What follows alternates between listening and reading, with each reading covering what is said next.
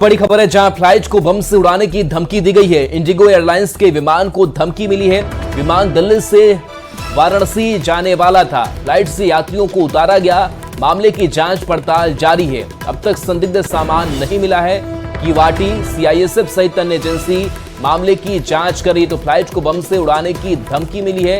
Indigo airlines के विमान को धमकी मिली है। बताया जा रहा है कि अब तक कोई हालांकि संदिग्ध सामान नहीं मिला है।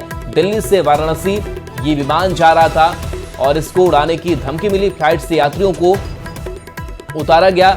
और शंकर आनंद, न्यूज़ 18 संवाददाता हमारे साथ जुड़े हैं। शंकर, क्या ये पूरा मामला सामने आया है धमकी का?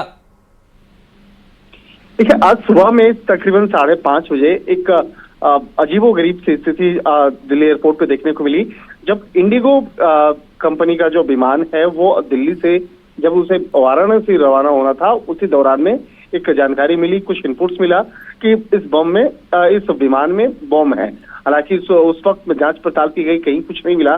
लेकिन हालात की नजाकत को देखते हुए इमरजेंसी गेट से तमाम यात्रियों को और विमान के अंदर में जो क्रू मेंबर्स थे उनको निकाला गया और उसके बाद उस विमान को आइसोलेशन में भेज दिया गया, यानी कि एयरपोर्ट का एक कोने में भेज दिया गया, जहां पर उसकी सघन जांच पड़ताल की जा रही है और उन तमाम यात्रियों से भी इस मामले में पूछताछ की जा रही है।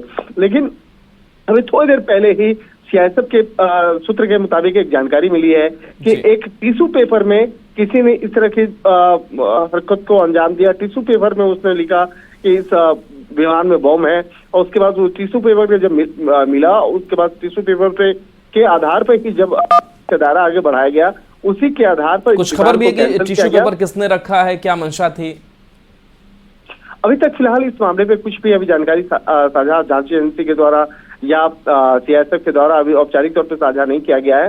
लेकिन देखा जाए, पिछले कुछ समय से लगातार, चाहे स्कूल की बात करें या कॉलेजेस की बात करें या जिस तरह से अस्पतालों में पिछले कई ऐसे कॉल्स जो है अभी पिछले कुछ समय पहले देखने को मिले हैं। तो हालांकि उन कॉल्स की अगर बात करें तो वो कॉल जो जरूर, उसमें कई कॉल जो है के बारे में ये जानकारी मिली थी कि वो रूस से जनरेट किया गया था। लेकिन इस तरह की हरकत इस विमान के अंदर में किसने किया है, ये मामला निश्चित तौर पे तफ्तीश का है और इस मामले में जल्द ही दिल्ली पुलिस के द्वारा औपचारिक तौर पर एफआईआर रजिस्टर किया जाएगा। उसके बाद इस मामले पर तफ्तीश का जो जिम्मेवारी है वो दिल्ली पुलिस के स्पेशल सेल को दी जा सकती है। लेकिन इतना तो स्पष्ट है कि दिल्ली से वाराणसी जाने वाली इस विमान को जिस तरह से उस आज अफरा तफरी का माहौल देखने को मिला है, निश्चित तौर पे ये मामला जो है बेहद चर्चा का केंद्र बना हुआ है। बिल्कुल शंकर, तो जांच का विषय है और गंभीर मसला सामने आया। बहुत बहुत शुक्रिया इस अपडेट के लिए आपका।